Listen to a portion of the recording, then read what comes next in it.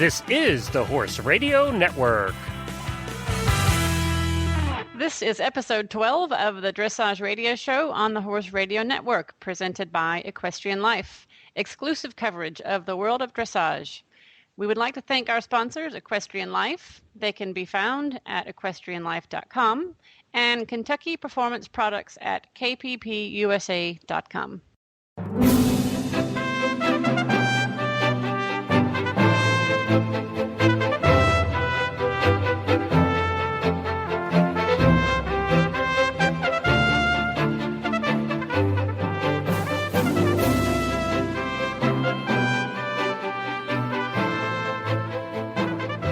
This is Reese Koppler-Stanfield in Lexington, Kentucky. And I'm Heather Blitz in Esbjerg, Denmark, and you're listening to the Dressage Radio Show presented by Equestrian Life. Hi, Heather. It's great to be back again this week. I'm really excited for my second show today. Well, we're excited to have you back again. It was fun last week, and we'll have fun again today. We have a fun show coming up this week. Of course, Chris is still off having a little downtime. She'll be back next week. But this week, what do we have? This week we have actually a friend of mine, Pierre Jacques. He is the spotlight rider for the 2010 World Equestrian Games show. And he's doing an interview with Glenn and Samantha on that show, and he's joining us as well. And we're looking forward to hearing all about his road to the World Equestrian Games next year. Well, that'll be great to hear from him. I haven't been able to hear from what's going on in his life lately, so I'll be very interested in that for sure. Well, what have you been up to this week? Well, I've had a really good week here. It's decided to be summer in Kentucky.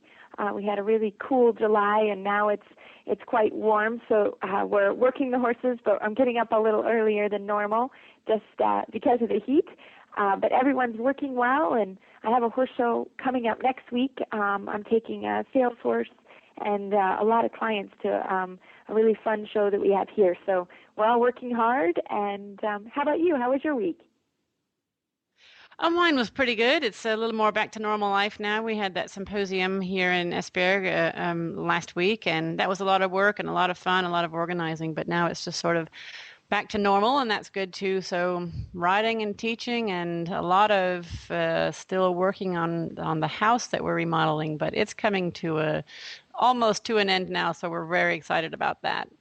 I believe it. Going back to normal sometimes is the best. Yeah. So we've got some news to talk about a little bit here. First, we have a few news items. One from the United States Dressage Federation. They are pleased to announce that Cassandra Barteau and Gina Francis Holsteiner Stallion GP Raymeister were awarded this year's Fiona Bond Pursuit of Excellence Memorial Trophy. Cassandra is originally from Orlando, Florida, but now she lives in Maple Park, Illinois. And in her last year as young rider, Cassie earned the title of Collecting Gates Farm USEF National Young Rider Champion. She was a member of the silver medal winning young rider team representing Region 2. She and Raymeister also earned the gold in the FEI North American Young Rider Freestyle Championship. Her overall score was 69.3. That sounds pretty good.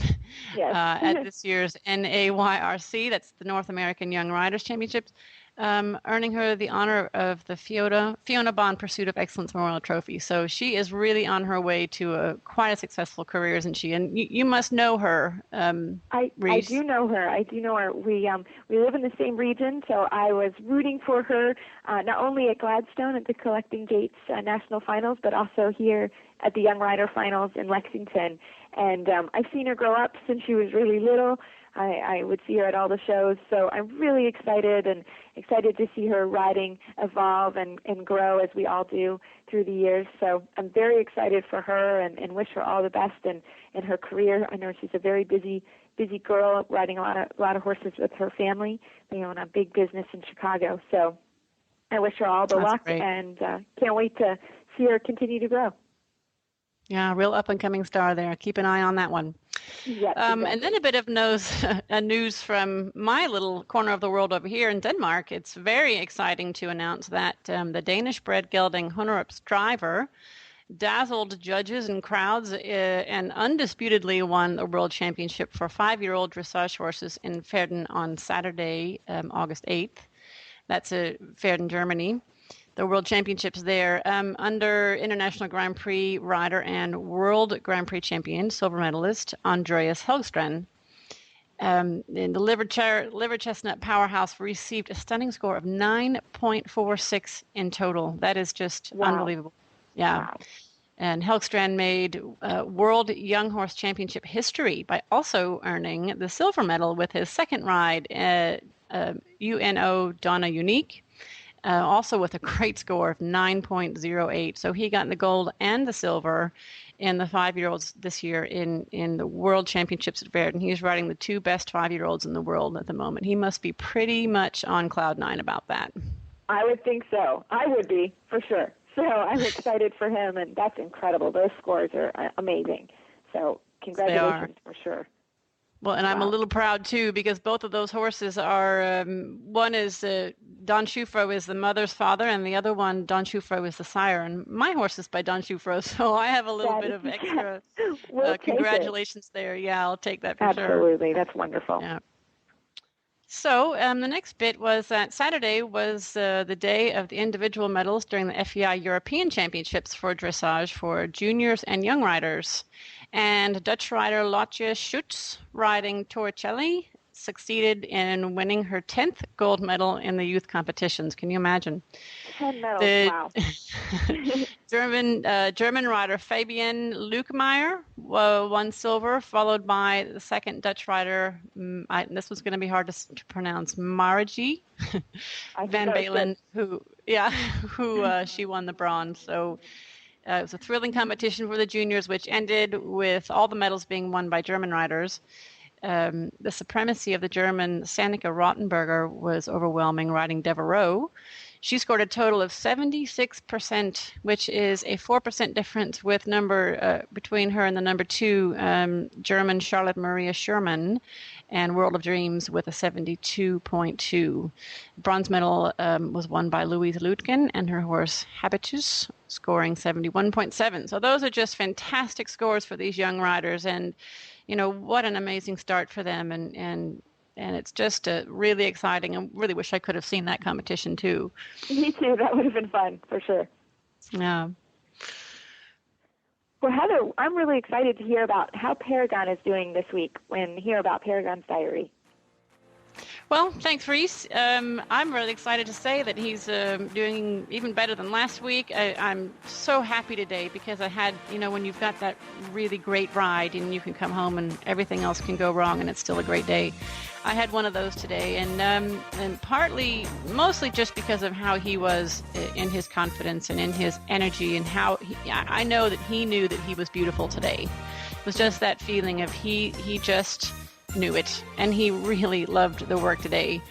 And so because everything was going so well, and we have started the tempi changes, and every now and then I just see about doing some one-time changes, because if he's really ready, we just do them, and it's been fine. But I've always kept it to about 5 of them, maybe 6 of them, and they've gone okay. Well, today it just was so easy that I asked for 15 and I got them all. Wow, how exciting. So, it's really exciting, and he just kind of breezed through it like he didn't even know it happened. It was just such a non-event, and that was even more exciting part of it. It was nothing over the top about it at all. He acted like it was everyday part of his routine, and that was no problem. So I'm very excited about that, and I think he was too. And the other little bit that's fun about his diary this week is that we discovered he really likes bananas, and I've know some other horses to like bananas, but I had no idea he did until I was eating my lunch around him one day, and he decided he was going to beg for my lunch, which was a banana, and I put it up to him, and he just gobbled it down like he's had a more life. So he now has to have a banana daily, especially after a ride like this. So that's it. Have a lot more than one. My Casper also I should get him a whole bunch. Yeah, my Casper loves bananas as well, and he will about knock you down for it. It's his favorite treat as well. I don't know what it is about bananas. I don't know. Maybe this is the most sugar content you can get in a fruit or something. But you know what? Do whatever he wants. If he wants bananas, bananas it is. Yeah, he gets 15 ones every day. He can have bananas all he wants. Casper gets plenty of bananas as well. Exactly. Well, what an exciting week. I just have goosebumps just hearing about it, because that is so fun and really brings obviously a joy to your life, and it's just great to hear how he's doing. So that is really fun. So thanks for sharing, and I can't wait to hear that he gets 15 ones 2 days in a row for sure. There you go. Well, don't go away. We're going to hear from our commercial next, and I look forward to our next segment. It is fantastic to have our friends at Equestrian Life as the title sponsors for the Dressage Radio Show. If you have not been to Equestrian Life yet, you need to go. In addition to being the official social community for the Horse Radio Network, it is one of the fastest growing horse communities on the internet. It is truly the Facebook for horse people. The goal of EquestrianLife.com is to bring equestrians together and to provide them with the breadth and depth of information and tools they need to learn and connect with other horse lovers who share the same passion. EquestrianLife.com is a fun, inviting website that strives to provide its members with a world-class experience that fosters the expression of all the ways people enjoy their horses and the people who are part of the horse world. EquestrianLife.com's social media platform provides users with cutting-edge applications and tools, such as people and horse profiles, social Q&A, status updates, messaging, photo uploading, groups, comments, blogs, expert high-definition videos, directories, birthday reminders, alerts, messaging, and on and on and on, in addition to their partnership with the Horse Radio Network. This community is designed by horse people for horse people and is filled with educational and entertaining video and audio all about our horses. Right on over to Equestrian Life today. Sign up for free and tell all of your friends. If you love horses, EquestrianLife.com is the place to be. Well, I'm very excited to introduce my friend Pierre Saint-Jacques. He is chatting with Samantha and Glenn on the 2010 radio show. Pierre was chosen to be the Spotlight Dressage Rider for the World Equestrian Games, and we're going to hear all about his journey to the Games. And I'm very happy to announce that he and his girlfriend Samantha are planning to get married August 22nd. So I'm very excited for them, and I can't wait to hear the interview. Hello, Pierre, and welcome to the show. Glad to be here. You were born in Canada but became a U.S. citizen in 1999. Who do you hope to represent next year at the World Equestrian Games? I really hope to represent the U.S. I've always wanted to ride for the U.S. team because from the very start of my riding career, I've only most of the help that I've gotten through the years has been through Americans, and it's always been my goal to represent the U.S. Tell us a little bit about your riding history. Well, I started riding relatively late compared to most people. I think I was in my late teens, probably about 17 or 18, when I decided I wanted to ride horses. And a long time ago, I picked up this magazine, and there was an article with Carol Lavelle and about her horses and where she lived. And I remember exactly, that's when I decided I'd pick a phone. I tried to find her phone number through information and found out she lived in Vermont, which was about an hour and a half from where I lived. I used to live in Montreal. And I got her phone number, and I called her up and told her I wanted to do dressage. And I don't remember exactly, but I know that a couple of weeks later, I drove down to her place in Vermont and met up with her, and that's where our relationship started. And she was my very first instructor, and later has become one of my best friends. She took me on. She took me. At that time I had a really a little Percheron thoroughbred cross, and she looked at me and sort of went, "This is not going to be a dressage horse."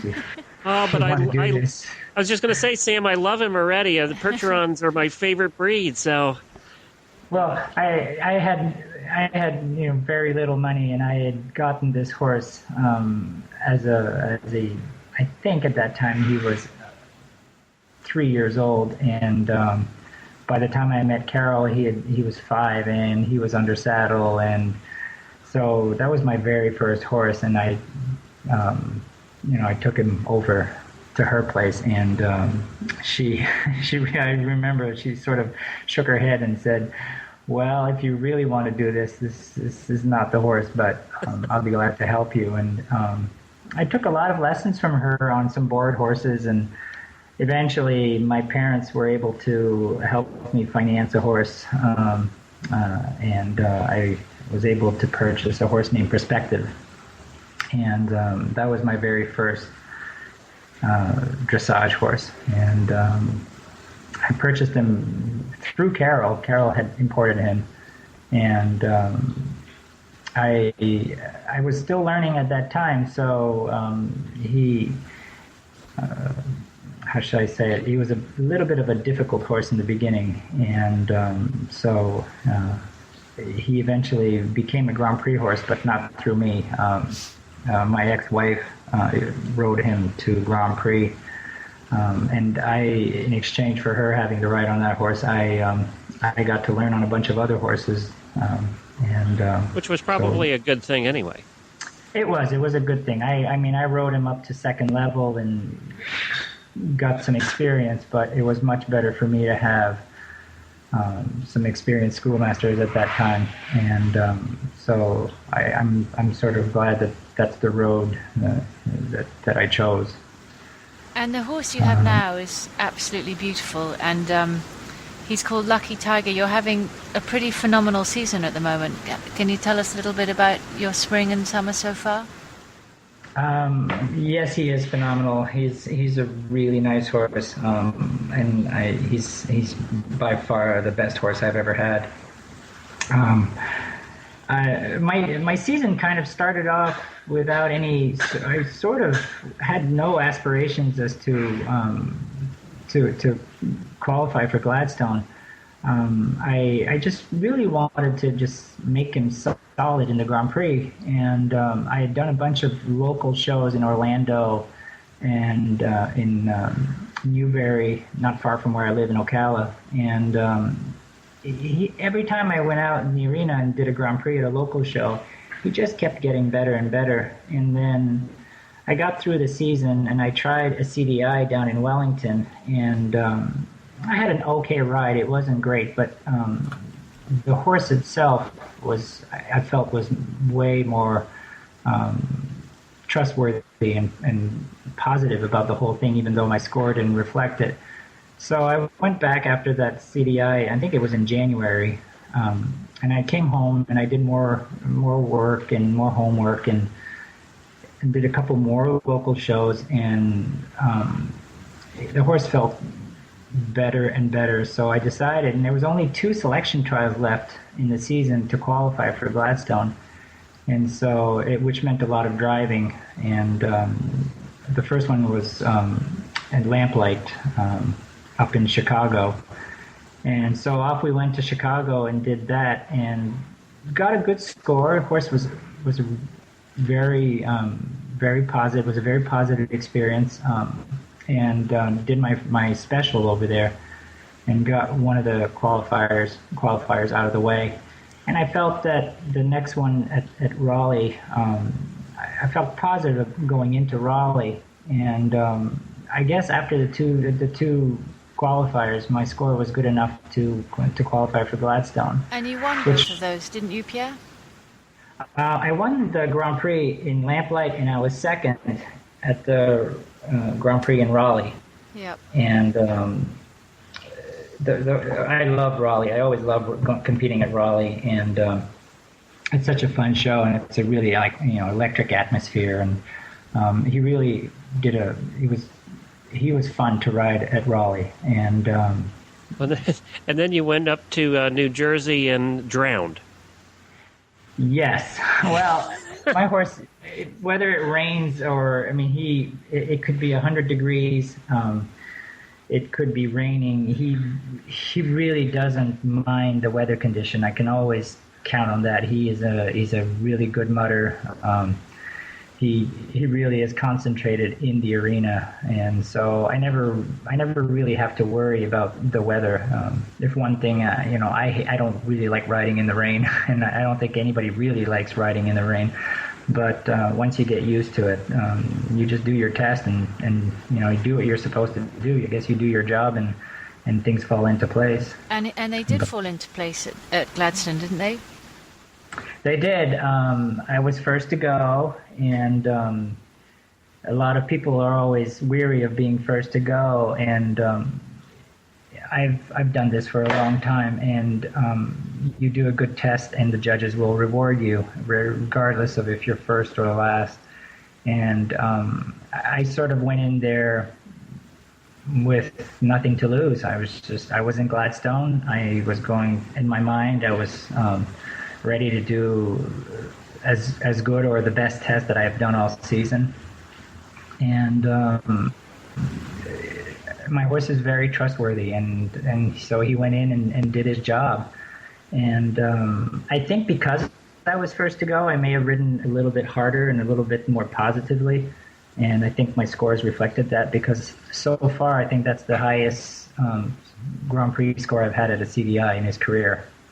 And I was very, very pleased with him. Yeah, and you finished second there?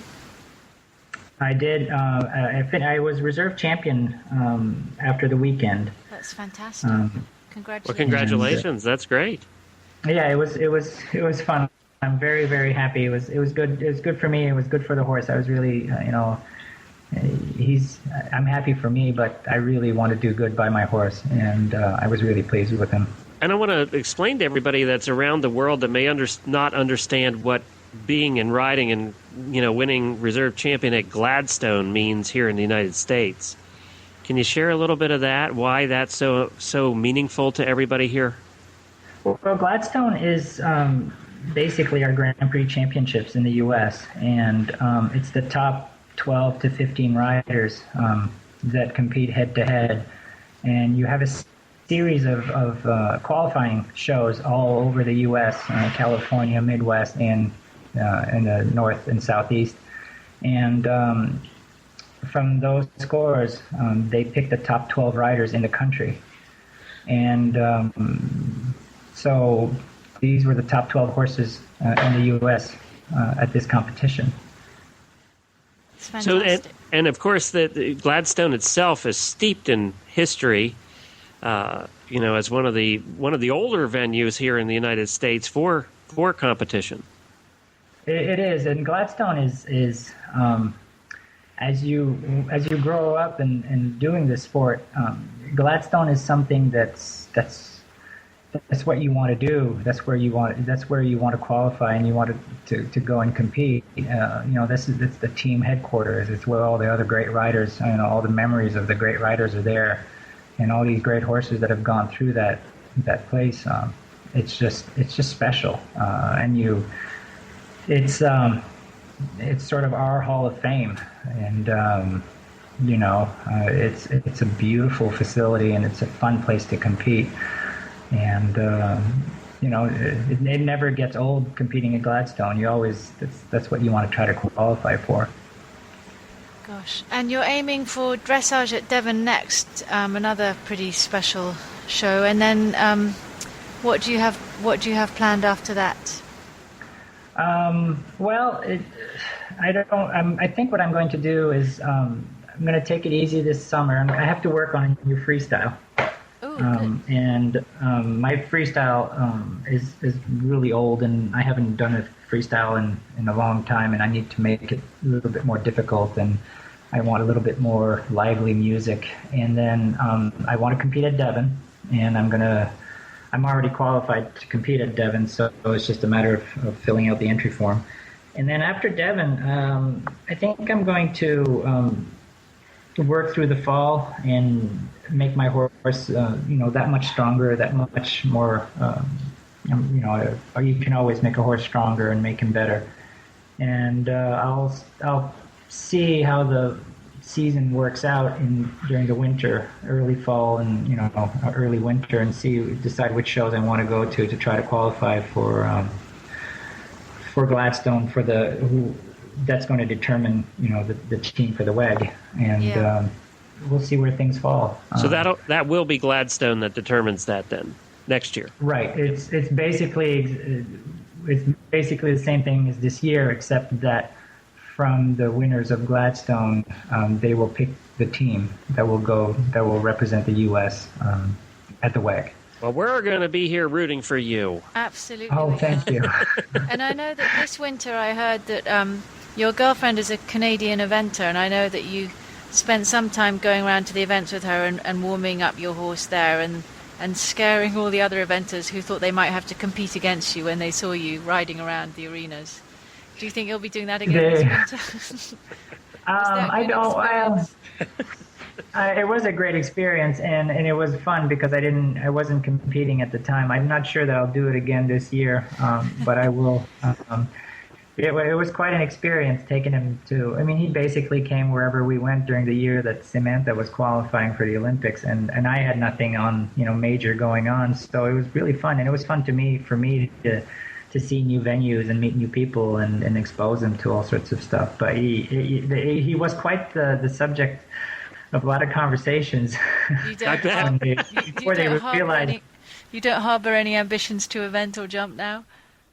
Oh, I do. I think at some point, I grew up jumping a little bit, and I think at some point I want to find a really nice thoroughbred and maybe do a little bit lower level eventing.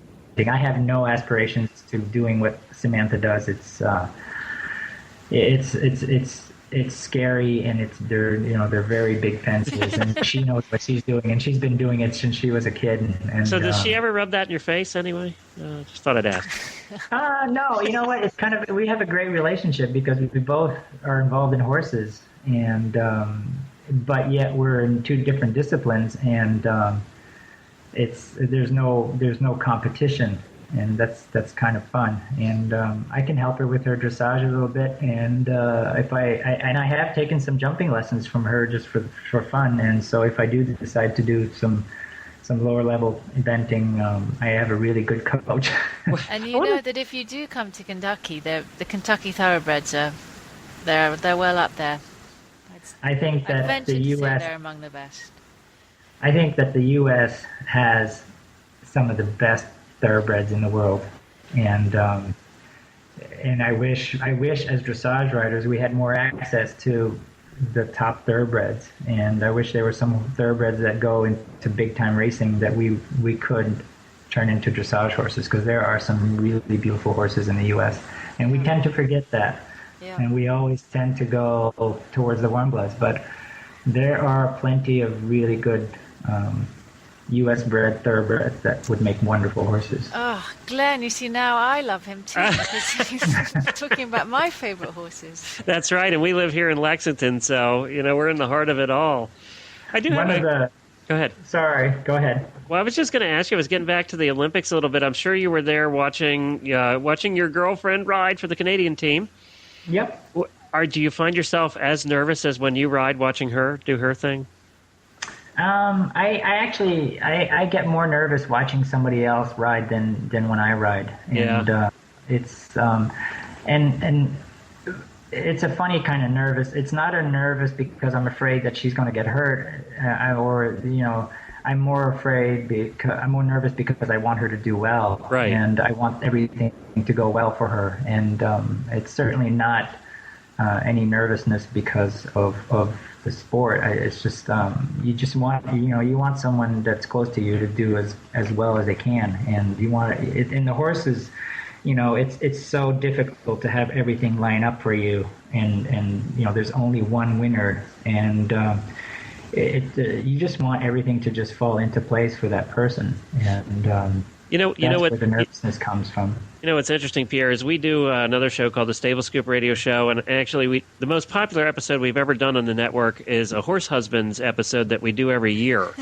And we get 4 horse husbands together, including me, and we sit around and talk about what it's like to be a horse husband. And what we found is interesting because we've had serious competitors on. We had Greg Tryon, who's the husband of Amy Tryon. Yep. And we had Greg on last year and everything. And what I found in talking to people is even if you're a top-level rider like you are, you go through the same horse husband stuff that a non-rider husband goes through. It's the same stuff. Absolutely. It's the same. I mean, you just have to... when I'm not competing and helping Samantha, I am the horse husband basically, and I have a little bit of a job as a coach, but the rest of the time I'm there to support, and that's what we need. So tell me, are sometimes you not doing it right too? Well, probably a little bit. She's so nice. She probably doesn't tell me that I'm not doing something right. But good. Well, we'll have to let her listen to this episode. Yeah, Samantha's going to be calling her. You know what? We're running out of time, but we have done something fun. We ask a couple of silly questions at the end for all our Spotlight riders, and we're going to ask you a couple of silly questions too. So what do you listen to on your iPod? What kind of music? Oh my God! I listen to AC/DC. I listen to for a dressage rider. Yeah. Is that I going to listen be your new to Green freestyle? Day. So no wonder you want to change your freestyle. Maybe. I listen to Green Day. I listen to I listen to a lot of techno music, and I also listen to opera and stuff like that. But yeah, mostly rock music. There you go. Well, Samantha, you pick one of the other ones. The last one. Are you a fast or a slow driver? Do you get speeding tickets or parking tickets? I'm a fast driver. It's easy to listen to the AC/DC when he's going down the road. If I didn't ride horses, I'd be racing cars. Well, there you go. Well, it's been so much fun. We're going to have you back about every 8 weeks to give us an update of what you've been up to. And we're going to be building web pages for all of the riders and following all the articles written about you and reporting on you on the show on a regular basis.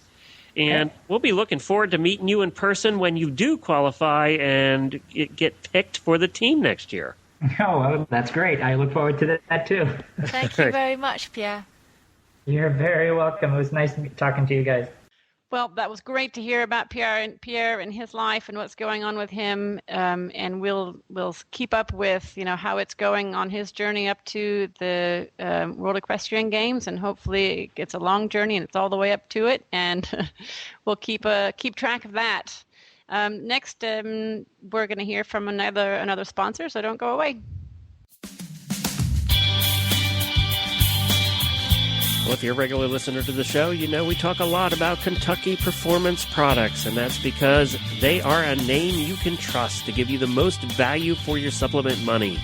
Kentucky Performance Products offers supplements designed to target specific problems and are made with high-quality ingredients included at effective levels. The company's supplements are intended to complement, not compete, with your dressage horse's current feeding program, guarding against oversupplementation, and each product is backed by sound research and the money-back satisfaction guarantee. And today we'd like to talk to you about Nalox, the original equine antacid. It's recommended by veterinarians and leading horsemen as a way of maintaining a healthy stomach, which reduces the risk of ulcers. Nalox can be given daily to horses exposed to stressful conditions or as needed when shipping, competing, or during stall confinement. You can learn about Nalox and all the products at Kentucky Performance Products at kppusa.com. That's Kentucky Performance Products at kppusa.com.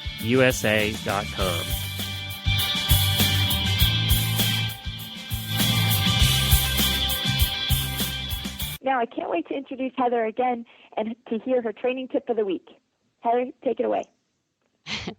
Well, I thought about talking about a little bit about medium gaits, or getting into extended gaits, and I know it's a big deal for a lot of riders and a lot of horses, and it's kind of like a milestone that you can say that you cross when you get to the point where you can ride medium and extended gaits. And I think a lot of people get a lot of excitement out of riding medium and extended. It's where we all want to take pictures and where we think our horses look the most beautiful. And it is true, and I think the beauty comes from the fact that it requires so much skill and balance and strength in order to do it right. So, therefore lies the challenge how to get all the things in the right place so that it's not just a matter of running when you go more forward into medium or extensions.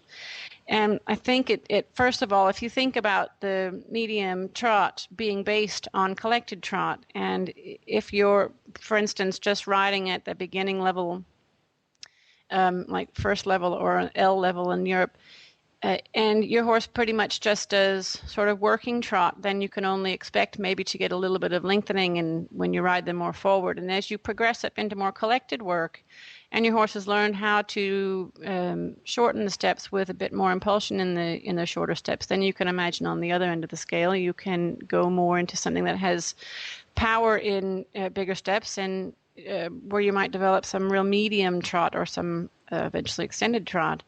So the more your horse has the strength to really collect and shorten their body from the back to the front, and to really get some abdominal strength and some back strength to really take their center of gravity further back and make the steps shorter, can give them the impulsion and the power that they're going to need, and definitely the balance that they're going to have to keep when they start to push into medium gaits and extended gaits. So when you get to that point, then the exercise they have, I know in the USDF tests, and I'm pretty sure the ones here too in Europe, have a beginning test where you have medium trot, where you have to collect about 4 or 5 steps somewhere in the middle of the line that you're riding for the medium. So you have to make a few steps in medium trot, and then a number of steps in collected trot, and then finish again in medium trot. And I think it is just a really fantastic exercise, not just to have to get through at the show, but to really use it in how you build your medium trot at home. It gives you a chance to rebalance in the middle, and rather than practicing an entire long side or an entire diagonal of all one power and one length of stride, one type of medium trot, by the end of it, a younger, greener horse is most likely going to have run out of some strength or some balance or some organization by the end. So that exercise of going some medium, collect medium, I think is really a super one to base your training on at home as well. And then if you do a diagonal when it's sort of green still for the horse, definitely make short diagonals, rather than the whole long diagonal where it's the especially if you're working in an arena that's 20 by 60 meters.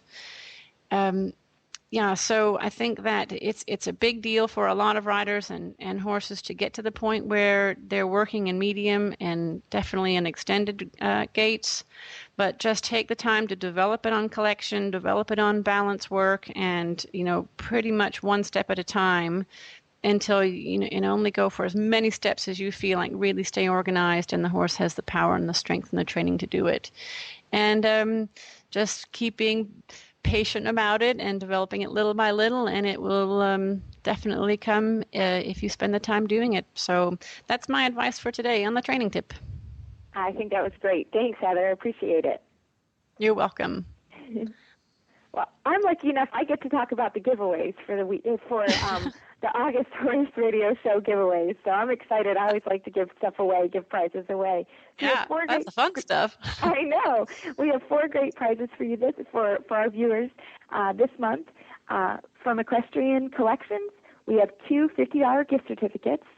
Equestrian Collections brings the whole universe of equestrian shopping to your fingertips at a price you can afford. Visit them at equestriancollections.com. From Kentucky Performance Products, a 75-day supply of joint armor, a scientifically based formula that provides your horse with the building blocks necessary to maintain healthy joints throughout his life. For more information, visit kppusa.com. And from KBC Horse Supplies, KBC has donated one of their very nice triple stitch halters with custom nameplates. This is the same as top quality halters that they sell to all the famous racehorses here in Kentucky. KBC is a local Lexington company with worldwide reach. Visit them at kbchorse-supplies.com. And I have to say, personally, I love their halters. Everybody has them at our house. And I have to get myself one. Yeah, they're great. Also go to dressageradio.com and click on the giveaway banners on the right side of the page. We will choose from the winners at the end of this month. sign up and win today. It's free and easy. Great. Well, I'm going to do that next. I want one of those halters. Yeah, absolutely. So, and don't forget that you can follow our show notes at dressageradio.com. And we'd love to hear your feedback, so send us that. You can leave a voicemail, or you can email us at chris@horseradionetwork.com or me, Heather, at horseradionetwork.com. And the Dressage Radio Show has a fan page on Facebook, and there's a link to the page on our website. So make sure you go there. And you can also follow us on Twitter at Horse Radio.